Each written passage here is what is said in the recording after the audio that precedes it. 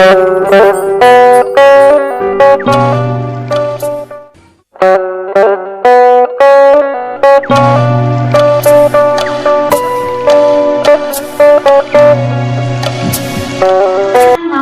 semua ya, klien-klien kita dan juga mama-mama bidan di sekolah emak. Terima kasih.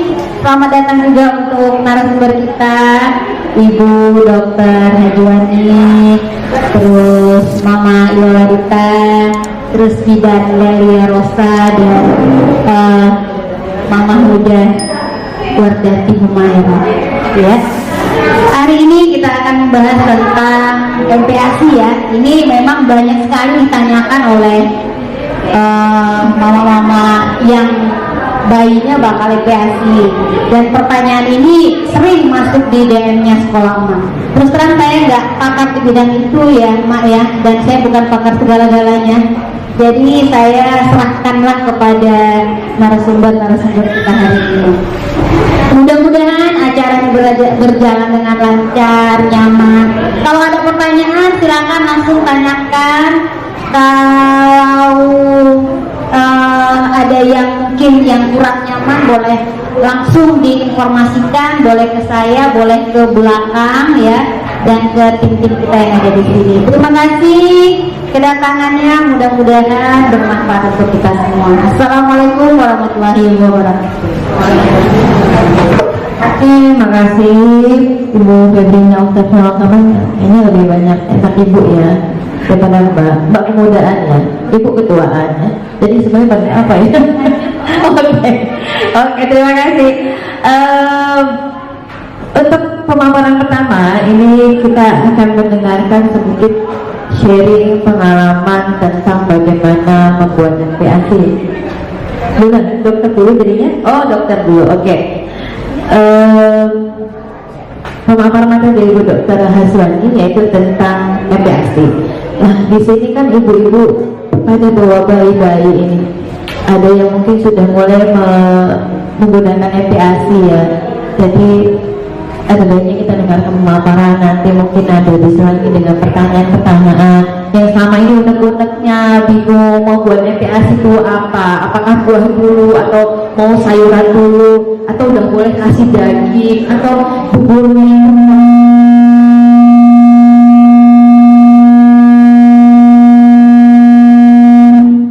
Oke, ada gangguan dengan sound ya. Jadi bisa nanti langsung ditanyakan kepada pakarnya ya, pakarnya langsung kita ini di depan Dr. Hajwani.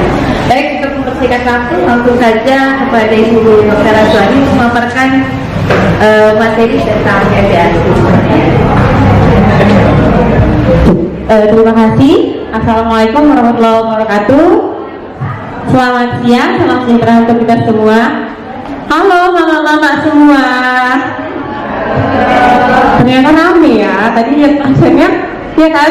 Tuh, cuman berapa baris. Ternyata alhamdulillah pesertanya rame ya. Jadi di sini saya mau kenalin diri dulu. Nama saya Dr. Hajwani Fadila Nasution. Saya di sini Bandel Gila. Saya dokter laktasi ya, konselor menyusui dan MPASI. Kali ini kita mau sharing nih tentang MPASI ya. Di sini saya lihat yang pada bawa bayi, anaknya kayaknya udah mulai gede ya, udah mulai terasa sepertinya kalau digendong. Berarti sudah mau masuk masa-masa MPASI nih.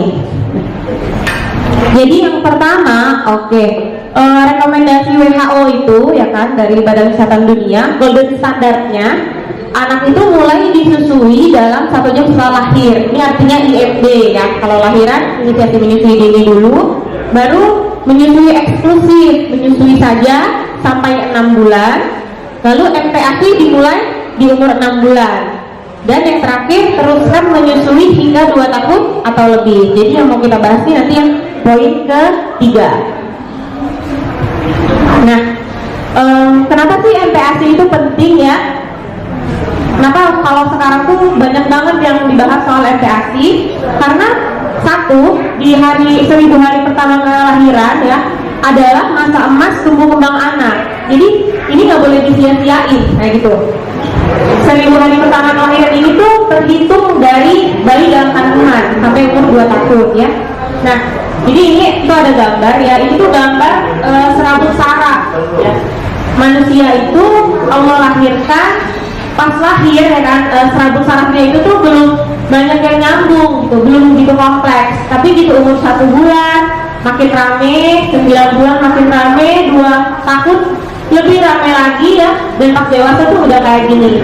Berbeda sama anak lembu gitu ya, anak lembu lahir kayak mungkin 4 jam langsung bisa berdiri gitu ya. Kalau manusia nggak bisa, kita harus sabar jalani proses. Nah itu hubungannya tuh kayak gini gitu, karena butuh waktu untuk tumbuh saraf-saraf di otak kita ya. Nah jadi di 1 tahun pertama itu 60% nutrisi yang masuk ke tubuh anak itu diambil otak. Ibu ya, dicatat ya. Jadi kalau misalnya tuh kalau 1 tahun pertama tuh anak kita naik berat badannya, misalnya lahir 3 kilo, di umur 1 tahun beratnya jadi misalnya 10 kilo, berarti naik 7 kilo. 60%-nya, 60%-nya itu diambil oleh otak. Kalau anak kita kurang gizi di 1 tahun pertama, jangan salahin kalau pas nanti udah SD, SMP, SMA dia agak lambat nangkep pelajaran, bukan salah anak kita ya. Karena kita yang salah dari awal gitu, dari awal pas pembentukan otak kita enggak, ya kita ketinggalan, anak kita kan ketinggalan gitu. 60% kan untuk otak gitu, jadi jangan disalahin anaknya nantinya, oke? Jadi udah tahu nih, jadi anak harus dapat gizi yang terbaik di 2 tahun pertama hidupnya kita udah lahir. Nah yang kedua, menjamin tumbuh kembang anak yang optimal ya, karena kita tahu kalau misalnya nanti udah 6 bulan ASI udah nggak cukup. Jadi yang paling besar itu ada gap energi. Di sini ada gambarnya, ini 6 sampai 8 bulan. Ini udah ada gap energi ya. Makin ke 9 bulan makin besar lagi gap energinya. Di 1 tahun ke atas gap energinya lebih besar lagi. Makanya kalau bahasa Inggrisnya NPASI itu kan complementary food atau weaning food ya. Jadi ibu-ibu sebenarnya NPASI itu juga mempersiapkan anak untuk suatu hari disapih, lepas dari netek. Jadi jangan senang kalau yang anaknya itu udah setahun ya, tapi kerjanya itu cuma masih maunya netek aja. Kalau mau makan dong anak saya gitu, bangga banget ngomong gitu. Ini harus saya lurusin gitu ya.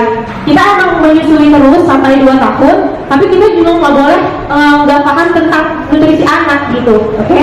Jadi kalau misalnya anak kita tuh cuma netek aja di umur 1 tahun, udah pasti dia kekurangan energi, ya. Jadi wajar kalau seandainya ibu itu nanti udah 6 bulan, udah anaknya NPASI, produksi ASI pelan-pelan berkurang, oke? Jadi itu wajar banget, nggak usah risau, oke? Kalau anak kita justru lahap makan, frekuensi neteknya berkurang ya kan, dengan apa? Harusnya kita senang ya Allah, alhamdulillah ya, karena memberikan makan anak itu cobaan kehidupan gitu, oke? Nah jadi selanjutnya tuh menjamin tumbuh kembang anak yang optimal, karena satu lagi zat besinya ya, kan ini zat besi ini sering banget ya dibahas. Kalau zat besi pada umur 6 bulan nanti di ASI ibu itu tuh udah besar sekali gapnya nih, sebesar ini, karena selama dia umur 0 sampai 6 bulan itu dibantu dengan cadangan dari pas hamil sama dari ASI. Kelihatan ya, dari ASI itu kecil sekali, lebih besar cadangan dari hamil ya. Artinya ibu-ibu yang lagi hamil, yang nanti mau hamil, nggak boleh makannya cuek gitu loh gitu. Maksudnya setiap hari saya makan boba aja dong, nggak boleh, karena nggak ada zat besinya, nggak bisa ya. Jadi kalau ibu kurang gizi pas hamil, udah pasti nanti anaknya lahir cadangan besinya nggak akan sebanyak ini, oke? Ya, jadi makanya kalau nanti udah 6 bulan pasti selalu dibilang tuh NPASI-nya tuh harus kaya zat besi ya, nggak boleh cuma yang gula-gulaan aja. Nah, terus Indonesia tuh menghadapi masalah gizi stunting ya. Ini yang sering bikin ibu-ibu galau kalau udah buka Instagram ya, aduh anakku stunting nggak ya. Jadi Indonesia itu kalau di regional Asia Tenggara tahun 2005 ke 2017 kita juara 3 stunting terbanyak ya. Ini mah bukan prestasi ya. Mudah-mudahan insya Allah ya yang ikut kelas ini nantinya nggak ada ya yang stunting. Nah, kemudian di sini nih masalah gizi Indonesia nih tahun 2015 ke 2017 itu yang paling banyak masalah gizinya itu anak yang pendek ya. Jadi memang anak-anak sekarang itu memang pendek-pendek anak Indonesia gitu, karena kurang gizi ya. Nah, sekarang kita bahas nih, kapan sih kita harus mulai MPASI? Jadi tadi kan kalau rekomendasi WHO tuh paling tepat 6 bulan ya, 6 bulan. Kenapa? Karena kalau terlalu cepat dia menggantikan ASI ya kan, terus menjadikan anak tuh resiko sakitnya meningkat. Nah, kemudian resiko diare meningkat karena kalau kita udah kasih makan ya, mungkin ada kontaminasi dalam bikin makanannya, kurang bersih dan segala macam. Terus pencernaan anak belum siap tuh kalau terlalu cepat. Dan yang terakhir, kalau anaknya udah MPASI sebelum waktunya, ibunya beresiko hamil lagi ya. Sekarang kan misalnya dia tuh awalnya tuh netain terus ya, eksklusif gitu kan, tapi di umur 3 bulan disuruh tuh sama mama mertua tuh kita cobain yuk pisang kan, dapat dari Belanda pisangnya, cobain deh pisang gitu, terus anaknya doyan ya kan, berkurang frekuensi neteknya, akhirnya yang apa sih metode KB alami dari ASI nggak bekerja lagi kan gitu ya. Nggak taunya anaknya 5 bulan ibunya tekdun. Bukan runyam sih, maksudnya tuh ya kan itu kan menambah pikiran gitu lah ya, capek ibunya gitu. Nah oke. Terus kalau terlalu lambat anak justru jadi nggak dapat nutrisi yang cukup. Kayak tadi saya bilang ya, kalau kita mulai MPASI, saya nanti aja deh pas anak saya 8 bulan gitu kan.